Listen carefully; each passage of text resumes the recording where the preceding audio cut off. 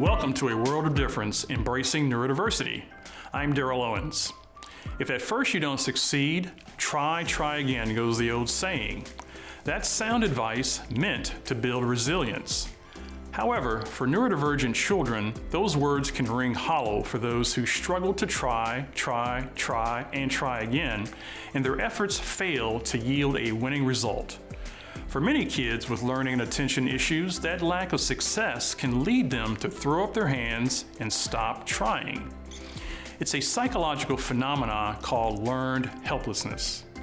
Because the child believes he has no control over negative outcomes, he no longer is motivated to try.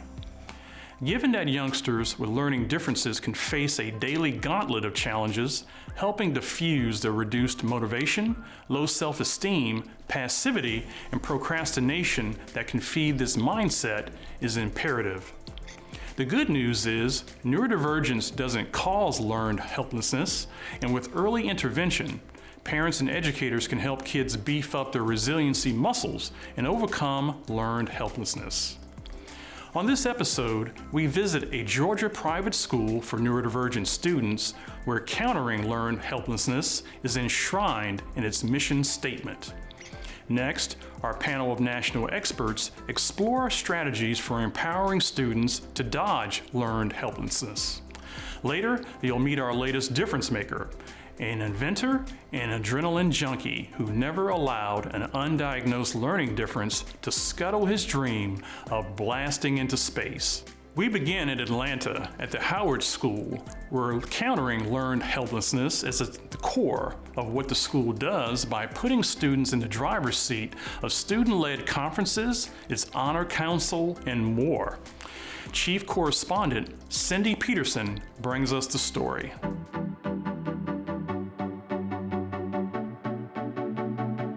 At the Howard School, located in Atlanta, Georgia, the mission goes beyond traditional education, with a focus on serving children with language-based learning differences from kindergarten through 12th grade. The Howard School emphasizes the importance of acknowledging and celebrating each student's unique abilities. Our focus from day one, from when Marion Howard opened the school to today, it's embedded in our mission, is to empower children to acknowledge and celebrate their strengths, and then to name, identify, and address things that are harder for them. I think often children who learn differently have the experience in a typical school setting where they are made to feel embarrassed or they're made to feel disempowered in their learning journey, and they can start to experience a learned helplessness. This is hard. I can't do it. I can't find someone who can help me do it. I'll give up. And what matters to us is that we help students overcome that narrative. You can combat learned helplessness by changing the story. Combating learned helplessness is a core aspect of the school's philosophy. Rather than giving in to feelings of inadequacy or inability, students are taught to approach challenges with resilience and determination. We work with students, I think, in a different way that really helps to build their understanding of the way their brain works and to build their own self-advocacy, right? And I think that's so critical for our students because they really, before coming here, they don't typically understand what the struggles are that they're having. So they really benefit from having those conversations where we celebrate the way that everyone's brains work and that everyone's brains are different. We see a lot of kids that their self-esteem is down. They don't think very positively about their own skills. And so we try to focus on identifying their strengths, their weaknesses, and things like that. Through techniques such as cognitive scaffolding, assistive technology, and cognitive behavioral strategies, students learn to advocate for themselves and navigate the learning process with confidence. When you internalize learned helplessness, it's incredibly damaging to self-esteem, to productivity, to outcome, to sense of self. And it becomes the internal narrative and the dialogue, that self-talk that's so destructive. It can impact almost every facet of your life. And at the Howard School, Instead of having our students shy away from or feel embarrassment about things where they might need more difficulty, we really teach them to walk toward a problem or a challenge, to understand it, to be able to explain it to others so that they can then self-advocate. And more than that, we practice with our students what that self-advocacy looks like. I was kind of a loner, I didn't really have any friends. I was kind of just, I guess, angry at the world because I didn't seem to fit in it. And when I came here, I started to learn that there's plenty of people who have similar struggles to me. And I started to learn how I could fit in. And I started to, learn conversation skills. I started to meet people. I started to make friends. They keep everything positive as well, the way they teach and stuff. It's real, I like it. And it's pretty interesting. That's what keeps me positive. Also, the students at the Howard School as well, they can be fun. It feels better knowing than other kids around, you're not the odd one out as well. Other kids have differences, you know that. And the teachers teach us in ways of the differences we have. So the way they teach us, each student they help, they teach in different ways. Parental involvement is also key to the success of the students. Through clear partnerships with parents and guardians, the school reinforces techniques and behaviors used in the classroom. My son is in 5th grade now, so he's in the last year of the lower school. He has dyslexia, dysgraphia, and dyscalculia. And so we knew he had a ton of obstacles in front of him, but we also knew he could do it. But it was going to take the right tools and the right support, and he had to start to believe in himself. He often needed prompts, he often needed help, but slowly he began to taste success, and then he no longer was afraid of it. Just thinking about how independent he became when we came here, the first thing the teacher said was, do not do anything for him. Do not help him, just nothing. And of course, as parents, we were like, whoa, yeah, this is exciting. He's gonna be able to do it by himself. But it was so freeing for him too, to know, and for us as parents to know that they really wanted to see him for who he was. And they wanted to get him to a place where he could shine. As students progress, they develop a strong sense of self-worth. Every child is encouraged to set their own goals and take ownership of their learning journey. By instilling a belief in their abilities and providing a supportive community, the Howard School empowers students to overcome learned helplessness and embrace their full potential. It's in the DNA of the Howard School, and I think it's why I'm confident that we are a place where all of our students will leave having overcome a sense of learned helplessness, that they will leave empowered, and that they will leave knowing their worth and their value. For a World of Difference, I'm Cindy Peterson.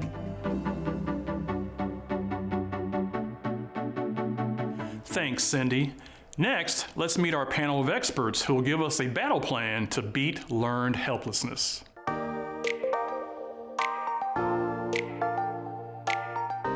Dr. Oksana Haggerty is an educational and developmental psychologist who serves as a learning specialist and the dean of the Center for Student Success at Beacon College in Leesburg, Florida, America's first accredited baccalaureate institution dedicated to educating neurodivergent students with learning and attention issues. She specializes in academic support, cognitive abilities, learning disability interventions, and educational and developmental psychology. She has been quoted by numerous media outlets, including the Los Angeles Times, Self, U.S. News and World Report, Reader's Digest, Cosmopolitan, and Redbook. Dr. Caroline Leaf is a communication pathologist, audiologist, and clinical and research neuroscientist specializing in psychoneurobiology and metacognitive neuropsychology. Since the early 1980s, Leaf has researched the mind-brain connection, the nature of mental health, and the formation of memory. She is the host of the podcast Cleaning Up the Mental Mess and the author of several best-selling books, including Cleaning Up Your Mental Mess, How to Help Your Child Clean Up Their Mental Mess, and Think, Learn, Succeed. Dr. Elizabeth Short is a professor of developmental psychology at Case Western Reserve University. She is the director of the Developmental Masters in Early Intervention program. She is the principal investigator of a grant received from the Office of Special Education Programs dedicated to the interprofessional training of young psychologists, speech-language pathologists, and social workers to improve the lives of children with disabilities. Her primary focus has been on understanding the processes underlying the cognitive, social, and emotional development of preschool and school-age children. We're going to begin our conversation with Dr. Haggerty. Dr. Haggerty, from a child psychologist perspective, what are the most common ways neurodivergent children and teens develop learned helplessness? I would say that neurodivergent students develop learned helplessness in two opposite ways. When they get too much help and when they don't get help at all, or when they don't get the right interventions. Because when we think about working with students who are neurodivergent, we have to keep a perfect balance between four approaches. We have to provide accommodations. We have to sometimes provide modifications of the curriculum, certainly within K-12 curriculum. We also have to provide explicit skill development or interventions, and we have to provide supports. So learned helplessness, to me, happens when the balance of these four approaches is not perfect. When, for example, instead of providing explicit skill development, we rely too much on accommodations or supports. And instead of having the students engage in the classroom with the faculty member or with the teacher, we rely on resource teachers too much, and the students learn the fact that they don't have to participate, and they hope not to be called in the classroom, and they hope that at some point the door will open, the resource teacher will come in and will take the student out of the classroom. So it's not about really not doing the right thing. It's just about doing the right thing the wrong way. And that's where I think the learned helplessness is coming from. All right, well, thank you. So Dr. Leaf, how can parents and educators recognize some of the early indicators that a child is experiencing learned helplessness? Well, the first thing is to recognize that the word neurodivergent is not a medical condition. It's not a diagnosis. It's basically a description. And it's based on the idea that we are unique and different, each of us, and our brains, after 38 years of being in this field, after years of researching the brain with many, many scientists, we recognize that there's uniqueness. So I want to stress the fact that when we talk about signals or signs, that these are still going to be unique to each person, and we must see them as descriptions of signals as opposed to symptoms of a diagnosis, because that learned helplessness will definitely come from when we talk about this as a sign of a disease or something's wrong with your brain. So just the emphasis to stress there that we need to see neurodivergence as what we all are. We're all different. Every brain is unique. So some of the behavioral patterns that emerge are things like withdrawing from different things, not wanting to play with their friends, or being scared to try new things, being frightened of change. These are all like warning signals that something is going on. In terms of emotions, they can become frightful, hypervigilant, hypovigilant, so too vigilant or undervigilant. They can be scared, edgy, nervous, anxious, all those kinds of things that we see that are telling us that something isn't right. And we need to observe our children without pathologizing childhood. That's really important, to recognize that we will have ups and downs. So it's very important to look for patterns that there are changes, and that these are patterns, that they're not just a one-off. And to also then look within the context of a child's life. So what is going on in that child's life? So it basically, once you start seeing patterns of things like withdrawal and anxiety and that sort of thing, it's then to use this as a launch pad to describe the who, the what, the when, the where, the why of what is going on in the child's life. All right, well, thank you. So Dr. Short, in your professional experience, what are some of the obstacles or challenges that parents and educators face in trying to help children overcome learned helplessness? I think some of the major challenges are that we need to recognize failure is a normal event for everyone, for these children as well as every one of us. And failure is an opportunity for us to learn something. So instead of making someone feel badly about the lack of success. We have to help them celebrate failure as an opportunity for change. We have to change this learned helpless approach to one of learned optimism.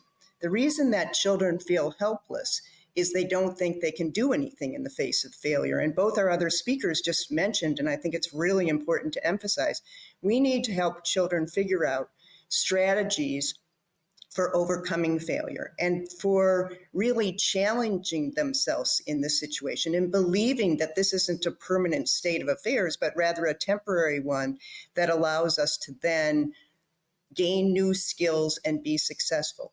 The danger is we do too much for these children. Again, this is not a new comment, but a sustained comment, right? We do too much, and then they feel helpless, and they wait for us to do this. We have to empower them with the skills to be successful and to believe that they can overcome any obstacle, provided they acquire the skills and they put forth the effort to complete the job.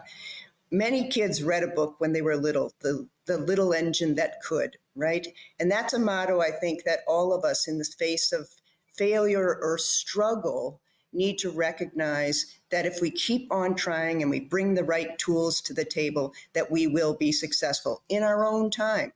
We all respond at different rates, and we need to recognize that and compare ourselves to ourselves and not everyone around us.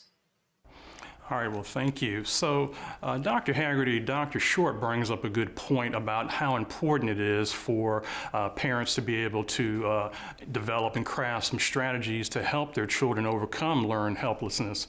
Help us with that. What are some strategies that parents can deploy at home? I would like to share two strategies that we certainly use here at the Center for Student Success a lot, and they are relatively simple but surprisingly underemployed. One of them is following the old adage of catch them being good. I think I'm seeing it all the time, and maybe it's the educational system. We very often act like those proverbial bad managers when we notice people only when they do something wrong. And I don't think we spend as much time talking about the successes as we spend talking about failures. Watch the full Ask the Expert segment on our website at awodtv.org if you want to learn more about this topic. You can also watch or listen on Facebook, YouTube, or on your favorite podcasting platform.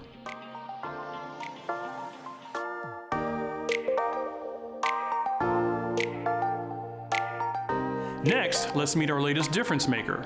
Like many boys of his age, Kai Michelson dreamed of exploring the final frontier of space like the astronauts he saw celebrated in the newspapers. While his dreams were in the clouds, he also showed he had the right stuff for tinkering. Growing up in Minnesota, Michelson jury-rigged a makeshift diving bell, a bicycle with wings, and even a hot dog cooker lovingly called Kai's Little Cremator. Though he excelled as an engineer, Michelson couldn't engineer similar success in the classroom. He struggled with the 3 R's, leading teachers to believe he was stupid. Beat down and unaware he was living with dyslexia, he became a 9th grade dropout. Rather than stay down, Michelson worked on going higher. Fueled by his love of racing, he built rocket-powered snowmobiles, motorcycles, hot rods, jetpacks, and later rocket race cars that set records and earned him the nickname Rocket Man. That success led him to Tinseltown, where he partnered with a top Hollywood stuntman and worked on more than 200 films and TV shows before returning to his first love, space. In 1997, Michelson finally truly earned his Rocket Man moniker when one of his creations carried him into space, making him one of the first civilians to soar so high. And that just goes to show you, nothing can keep a good man down. On Earth, that is. Chief Correspondent Cindy Peterson brings us his story.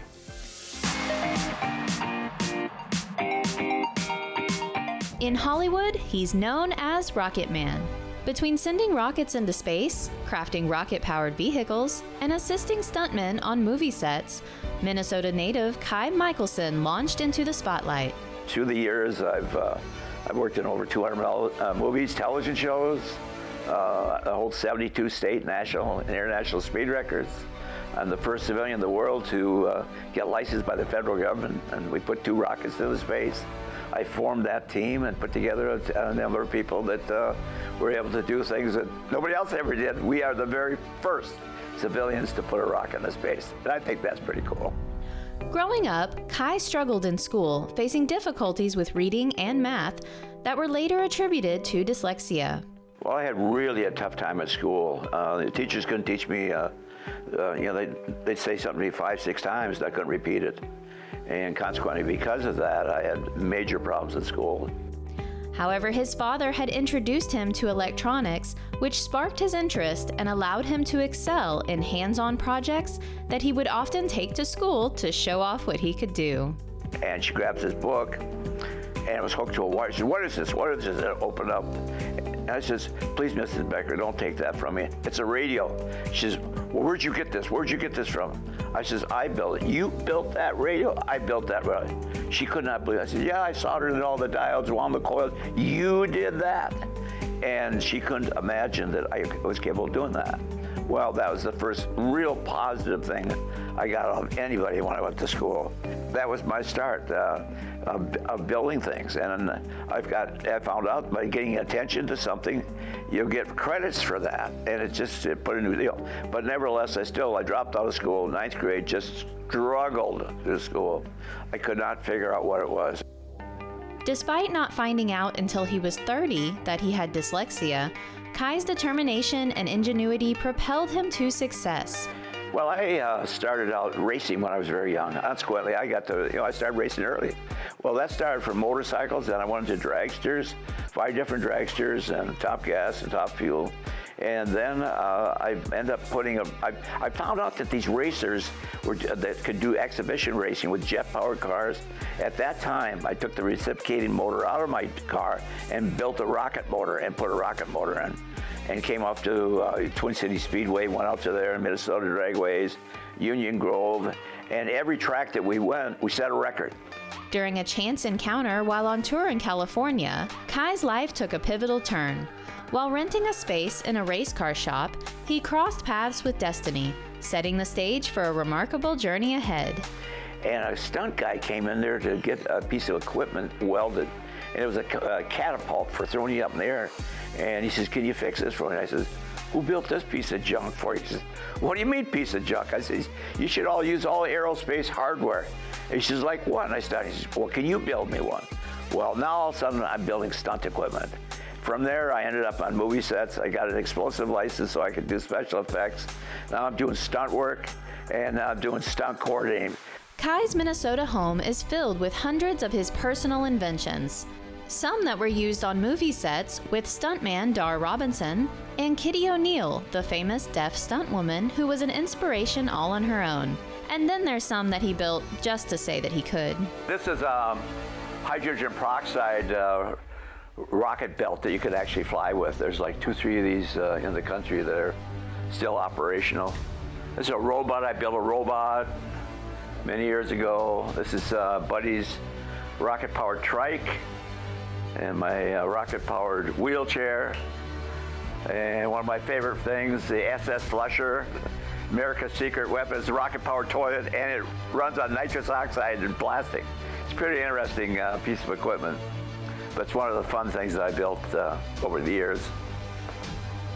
This red and yellow car back in here is rocket-powered. Kitty O'Neill went 412 miles an hour in 3.22 seconds. It's the world's fastest quarter-mile car. And this is the Evil Spirit. This is the backup one for when Eddie Brown jumped over the Snake River. This is a beer-powered motorcycle. And this is a jet-powered go-kart. It's got 3 jet engines in it, and they fire 100 times per second. So this thing fires 300 times per second. A jet-powered coffee maker. I just like to build a lot of weird things. Today, Kai works with his son, Buddy, manufacturing parachutes, building beer-powered motorcycles, and any other bright idea they get in their head. You know, I look at this being dyslexic as a blessing in disguise because one side of my brain may not be too sharp, but the other side, I'm a pretty smart guy, I think. Mechanically, at least, I would call a mechanically photographic memory, like where I can I register hardware in my head, and so when I'm building something, I basically already seen where I start building. I mean, before I'm done, I know exactly. And you'll never see any blueprints around here. And there's no drawings, no blueprints. It's all right out of my head. Everything in this place is right out of my head. One thing's clear, the sky's not the limit for Kai Michelson. For A World of Difference, I'm Cindy Peterson.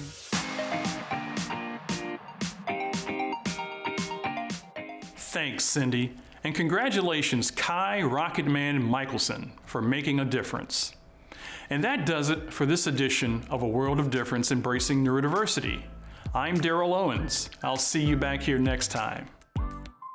You can watch episodes of A World of Difference on the Beacon College Facebook and YouTube channels and on the show's website, awodtv.org. The website also provides tip sheets and other resources for your parenting journey. You can watch the show from the PBS app available on your favorite streaming device, and you can listen on your favorite podcasting platform. Thank you for watching and supporting A World of Difference.